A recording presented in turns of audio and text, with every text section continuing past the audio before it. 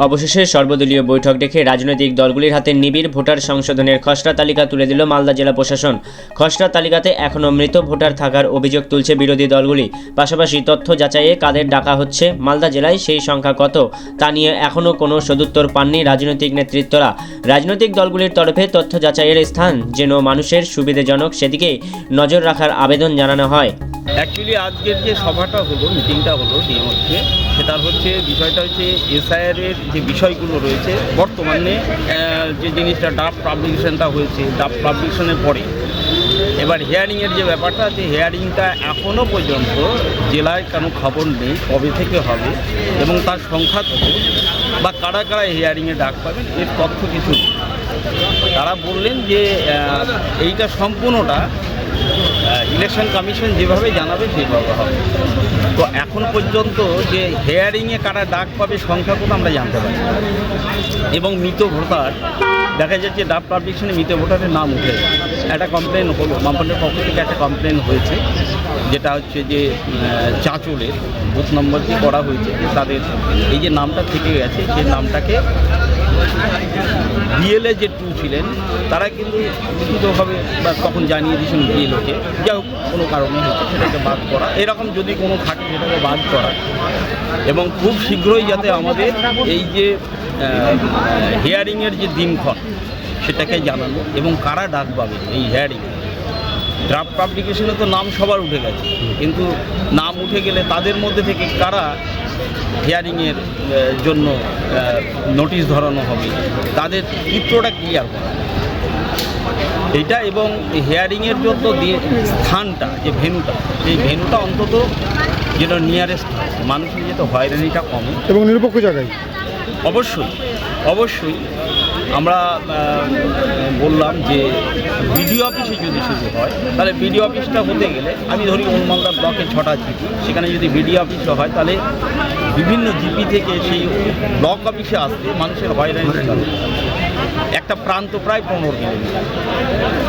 Narayanpur BS মানে আমাদের BDO office থেকে যদি আমরা ধরি যাত্রারাঙ্গি শেষ প্রান্ত গাজলের গাজল ব্লক, রানীগঞ্জের পরের থেকে মালদা ব্লক, তো সেখানকার মানুষের ডিস্টেন্স প্রায় 15 কিলোমিটার। তাহলে একটা হিয়ারিংয়ের জন্য তাকে সারাদিন কষ্ট বন্ধ রেখে, সেই জন্য আমরা এটা দাবি রেখেছি অন্তত হিয়ারিংয়ের প্লেসগুলো যাতে এমন জায়গায় হয় যে মানুষ খুব সহজে আসতে পারে এবং একাধিক প্লেস হলে তাহলে কি হবে, ভিড়টা কম হবে, খুব সুস্থভাবে মানুষের কাজটা হবে। আজকে ড্রাফট ভোটার লিস্ট গতকাল 16 তারিখ ছিল। 16 তারিখে যে ড্রাফট ভোটার লিস্ট ইলেকশন কমিশনের যে ওয়েবসাইট আছে সেখানে যেটা পাবলিশ হয়েছিল সেটার যেটা হার্ড কপি, সেই হার্ড কপি আজকে মালদা জেলার প্রত্যেকটি বিধানসভা ভিত্তিক যে ভোটার তালিকা সেগুলো হাতে তুলে দেওয়ার প্রক্রিয়া শুরু হয়েছে। তার পাশাপাশি অল পার্টির মিটিংয়ে বিভিন্ন তরফ থেকে বিভিন্ন রকম ইস্যু রেইজ হয়েছে। যেমন দেখুন, আমাদের এই মালদা জেলার ভোটার লিস্টে দেখা যাচ্ছে প্রচুর মানুষের নাম ড্রাফট ভোটার লিস্টে আসেনি। তাদের নামকে এনরোল করার জন্য ফাইনাল ভোটার লিস্টে 6 নম্বর ফর্ম ফিল আপ করে জমা করতে হবে। কিছু লোকের নাম ভুলবশত হয়তো বাদ গেছে বা কোনোভাবে বাদ গিয়েছে, তাদের নামকে আবার নতুনভাবে যাতে এন্ট্রি হয় তার ব্যবস্থা করতে হবে। আপনারা প্রত্যেকেই অবগত আছেন, আমাদের মুখ্যমন্ত্রী মমতা বন্দ্যোপাধ্যায় এবং সেনাপতি অভিষেক বন্দ্যোপাধ্যায়ের নির্দেশে এই এসআইআরের যে চক্রান্ত, বিজেপির যে চক্রান্ত, একটা দল চাইছে ভোটার লিস্ট থেকে নাম বাদ দিতে আর তৃণমূল কংগ্রেস চাইছে পরিশুদ্ধ পরিচ্ছন্ন ভোটার লিস্ট মানুষের হাতে তুলে দিতে। আমরা প্রত্যেকটা অঞ্চলে যেমন ভোট রক্ষা শিবির চালাচ্ছি, সেরকম জেলার বিভিন্ন জায়গায় ভোট রক্ষা শিবিরের মাধ্যমে আমরা একটা জিনিস অ্যাসিওর করতে চাই, জেলার কোনো মানুষ ভোট দান থেকে যেন বঞ্চিত না থাকে। জেলা শাসক কী নির্দেশ দিলেন? জেলা শাসক ভোটার লিস্টগুলো যেরকম তুলে দিলেন সেরকম পাশাপাশি এই যে প্রসিজিওর্সগুলো আছে সেগুলো সবার সামনে ব্রিফ করলেন। আজকের ইনস্ট্রাকশন হচ্ছে যে ড্রাফট রোল যেটা পাবলিশ হয়েছে গতকাল, তার কপিটা আমাদেরকে দেওয়া হলো। এবারে হিয়ারিং কবে থেকে হবে তো জানতে চাইলে সেটা স্পষ্ট বলতে পারছেন না, বলছেন এখনও গাইডলাইন আসেনি কবে কীভাবে হবে, কারা কারা ডাক পাবে কারা কারা ডাক পাবে না সেইটা মোটামুটি আলোচনা হয়েছে, কিন্তু এখনও অস্পষ্টতা অনেক আছে। লিস্টের মধ্যে বানান ভুল প্রচুর আছে, সেগুলোতে একটু বোঝার অসুবিধা হচ্ছে ভোটারদের। তার জন্য সংশোধনের জন্য আবার পরবর্তীতে ফাইনাল ভোটার তালিকাতে তার সংশোধন হবে কিনা, না হলে আবার সংশোধনের ফর্ম ফিল আপ করতে হবে কিনা এটা বোঝা যায়নি। বেশ কিছু মৃত ভোটারের নাম আছে, যেগুলো আমরা আমাদের বিএলএ-2রা জমা দিয়েছিল বিএলওর সঙ্গে মিটিংয়ে, তারপরেও সেই নাম পাওয়া যাচ্ছে। সেগুলো আমরা কমপ্লেন করেছি। কমিশন বলছে আবার ফর্ম 7 জমা করতে হবে। তো আবার ফর্ম 7 জমা করতে হবে, তাহলে আবার নতুন করে ওই কাজটা করতে হচ্ছে।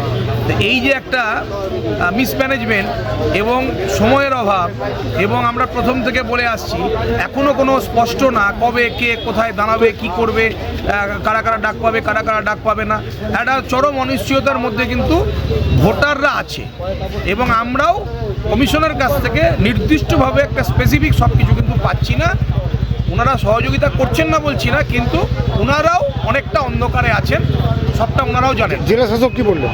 জেলা শাসক আমাদের সহযোগিতা চেয়েছেন, আমরা সহযোগিতা করতে প্রস্তুত আছি, তা নিয়ে কোনো অসুবিধা নেই। কিন্তু স্পেসিফিকভাবে বলতে হবে কোন কাজটা কখন হবে, সেইটা না বলতে পারলে এবং যে অভিযোগগুলো আমরা করছি সেগুলো যদি প্রপার ইনভেস্টিগেশন না হয়, অ্যাকশন না নেওয়া হয়, তাহলে হচ্ছে ভুলে ভরা ভোটার লিস্ট থাকবে। মালদাতে প্রচুর ভোটের নাম কাটা গেছে। হ্যাঁ, নাম কাটা গেছে। এবং আমরা প্রথম থেকেই দাবি করেছি যে যারা মারা গিয়েছে, যারা শিফটেড আছে, যাদের একাধিক জায়গায় নাম আছে, তাদের নাম বাদ দিতে হবে। এইটা নিয়ে তো কোনো দোলাচলের বিষয় নেই, আমরা বলেছি এটা, আর সেটা আজকেও আমরা বললাম। এটা বলতে এসআইআর পর্বে যে আজকে দ্বিতীয় পর্যায়ের কাজ শুরু হচ্ছে, এবং সেখান থেকে যে সমস্ত ড্রাফট রোল যেটা খসড়া তালিকা প্রকাশ হয়েছে, সেগুলো আজকে আমাদের বিভিন্ন পলিটিক্যাল পার্টি ছিল, তাদের আজকে হাতে তুলে দেওয়া হলো। দ্বিতীয়ত হচ্ছে ক্লেম অ্যান্ড অবজেকশন, যারা মৃত ভোটার বা যাদের স্থানান্তরিত হয়েছে তাদের মধ্যে কেউ যদি ক্লেম করে তারা কোথায় করবে না করবে সেই বিষয়ে আলোচনা হলো। কিন্তু ইলেকশন কমিশন থেকে এখন পর্যন্ত কোনো নির্দেশিকা আসেনি।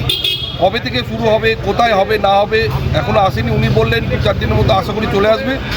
আসলে কোথা থেকে মানে অবজেকশন কোথায় করা যাবে বা যাদের হিয়ারিং আছে তাদের কোথায় হিয়ারিং নেওয়া হবে। আমাদের যেটা দাবি ছিল যে হিয়ারিংটা নিতে হবে সরকারি অফিসে, কোনো দলীয় কার্যালয় কিংবা পঞ্চায়েত অফিসে নিলে চলবে না। দলীয় আপনাদের ওই ব্লক অফিসে আছে, সেখানেই নিতে হবে। ডিএম সাহেব সেটা নোট করেছেন। আগামী দিনে সেই সূচিটা পেলে আমরা সেটা জানতে পারব। ওই যে তৃণমূল থেকে একটা অভিযোগ করছে মালদায় প্রচুর ভোটারের নাম কাটা গেছে।